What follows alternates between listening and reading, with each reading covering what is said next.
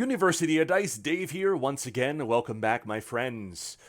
This video is based on a very early article I did way back when I started the reserve pool. Other than maybe the Internet Wayback Machine, I think this article is long gone, and it's due for an update anyway. But one thing that surprised me greatly looking back at this, as well as some other old stuff, is how relevant it still is and how foundational some of these concepts are to the game. And so today we talk about the true cost of a die. Now, you might be saying, what card is that? That's not from this game. But the example is needed. This is a card from Netrunner, a game I love and don't get to play often enough at all. In Netrunner, you have an economy of actions, and a limited amount of them each turn. It costs you an action to draw a card, to gain a resource, to play a card. So built into the cost of a card is the fact that you also had to draw it, pay for it, and play it. Of course, there are ways to cheat this with card abilities, just like we have in Dice Masters, but this is the base level. This is a cost over top of the printed cost on the card, and it does matter. Now, our turn structure in Dice Masters is quite different, but this is still a good direction to look in. Another thing to consider here, though, is this is harder to quantify in Dice Masters because there is variance in some of these costs. A character could cost 1 to field or 3 to field. But this is still important to consider when you're evaluating cards.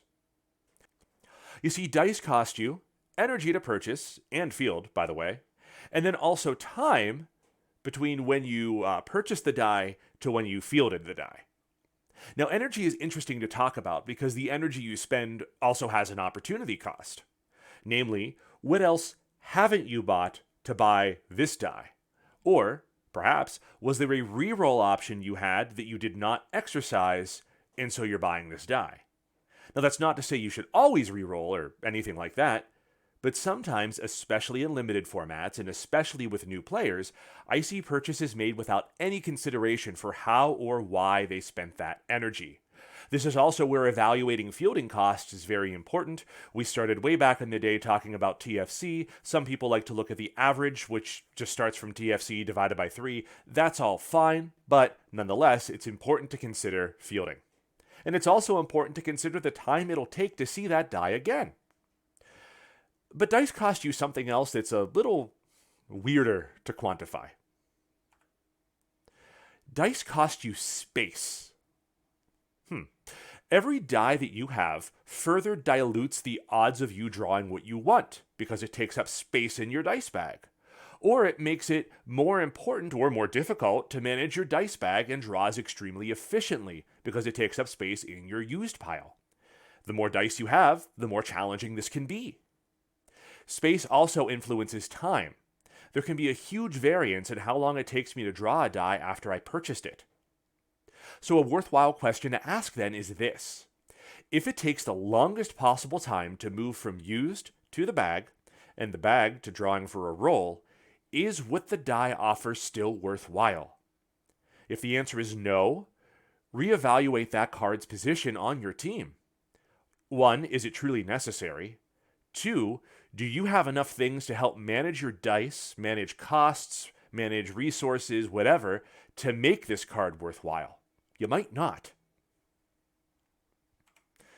Of course, this is not just why Ramp and Churn are so good, but other cards too that act as a way to make an efficient use of time, space, or both.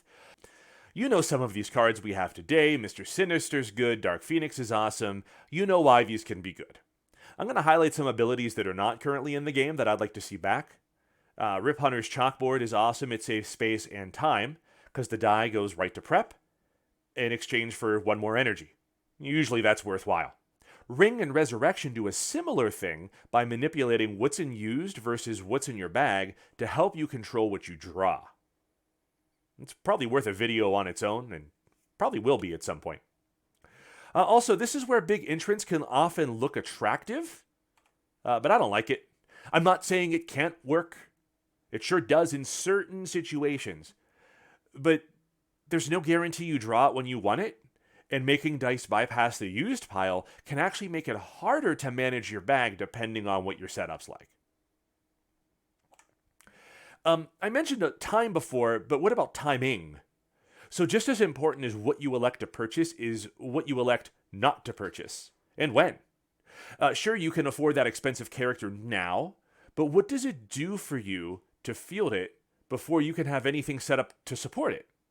Now, some of these can work on their own, but many can't.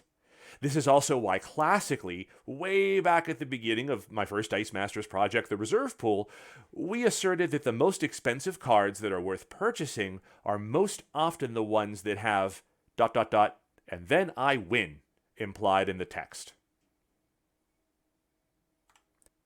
So that's a little bit about the true cost of a die, some extra considerations to make not just when you're playing, not just when you're play testing, but also when you're constructing your team to begin with. It's really good to kind of visualize some of these decision points when you're building, because then it can maybe help save you some time in play testing to either retool how your team's looking, or maybe just throw a card out entirely. In any case, this is Dave, University of Dice. Thank you so much for watching. I appreciate you. Keep rolling dice, and we'll see you again soon. Bye.